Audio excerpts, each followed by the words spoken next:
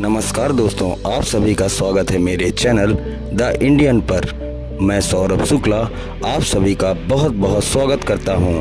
आज हम वर्गीज कुरियन के जीवन के बारे में जानेंगे, तो चलिए शुरू करते हैं। वर्गीज कुरियन भारत में श्वेत क्रांति के जनक थे। उन्हें फादर ऑफ व्हाइट रेवोल्यूशन भी कहा जाता है।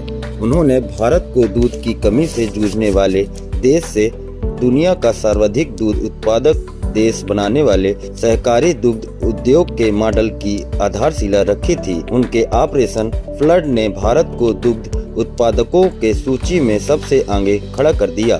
अपने जीवन काल में 30 से अधिक उत्कृष्ट संस्थानों के संस्थापना करने वाले डॉक्टर कुरियन को रेमन मैग्सेसे पद्मश्री, पद्म भूषण और पद्म विभूषण जैसे पुरस्कारों से सम्मानित किया गया। उनका प्रारंभिक जीवन।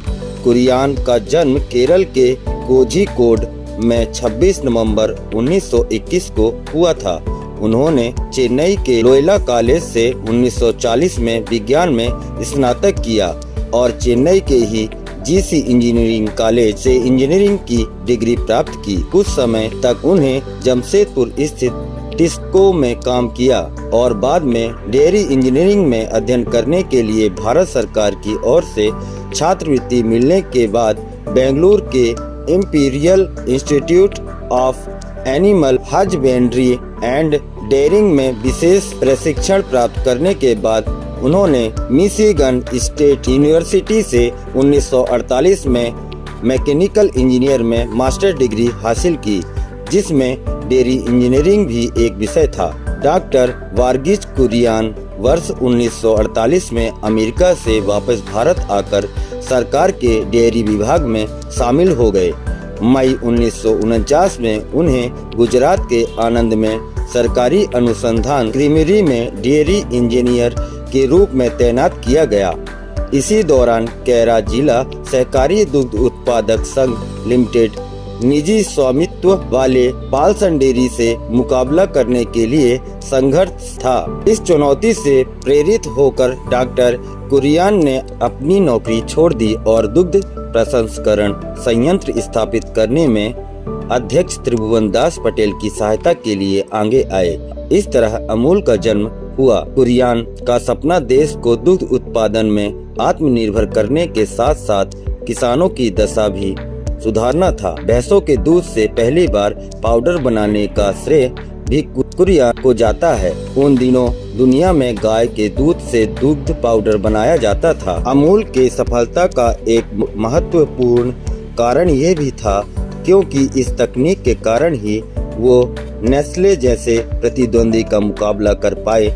नेस्ले अभी तक गाय के दूध से पाउडर बनाता था क्योंकि यूरोप में गाय के दूध का पैदावार ज्यादा है। अमूल की सफलता से आशान्वित होकर तत्कालीन प्रधानमंत्री लाल बहादुर शास्त्री ने अमूल मॉडल को देश के अन्य स्थानों पर फैलाने के लिए राष्ट्रीय दुग्ध विकास बोर्ड का गठन 1965 में किया और डॉक्टर कुरियन को बोर्ड का अध्यक्ष बनाया गया। एनडीडीबी ने वर्ष 1970 में ऑपरेशन फ्लड की शुरुआत की, जिससे भारत दुनिया का सबसे बड़ा दुग्ध उत्पादक बन गया। 1965 से 1998 तक 33 साल डीडीबी के अध्यक्ष रहे। 60 के दशक में देश में दूध की खपत जहां लगभग 2 करोड़ टन थी, वहीं 2011 में जाकर यह 12.2 करोड़ टन तक पहुंच गई। वर्ष 1973 में डॉक्टर कुरियन डेयरी द्वारा निर्मित उत्पादों को बाजार में बेचने के लिए Gujarat cooperative milk marketing federation की स्थापना की और 2006 तक इसके अध्यक्ष रहे। इसके साथ साथ वो सन 1979 से 2006 तक इंस्टीट्यूट ऑफ रूरल मैनेजमेंट के अध्यक्ष भी रहे। उनके जीवन से जुड़ी एक रोचक और दिलचस्प बात यह है कि भारत में श्वेत क्रांति के जनक और मिल्कमैन ऑफ इंडिया के नाम से मशहूर यह शख्स खुद दूध नहीं पीता था। वह कहते थे, मैं दूध नहीं पीता क्योंकि मुझे यह अच्छा नहीं लगता। जाने माने फिल्मकार श्याम बेनेगल ने मंथन नामक एक फिल्म बनाई जिसकी कहानी डॉक्टर कुरियन के सहकारिता आंदोलन पर आधारित थी। 15 विश्वविद्यालयों ने उन्हें मानक उपाधि प्रदान किया।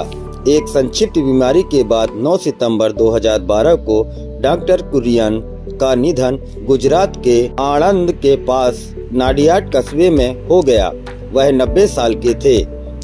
उन्हें पुरस्कार और सम्मान ग्रामीण जन और किसानों के जीवन में आर्थिक परिवर्तन लाने वाले डॉक्टर कुरियन को कई राष्ट्रीय और अंतर्राष्ट्रीय पुरस्कारों से सम्मानित किया गया। भारत सरकार ने उन्हें पद्मश्री, पद्म भूषण और पद्म विभूषण से सम्मानित किया गया।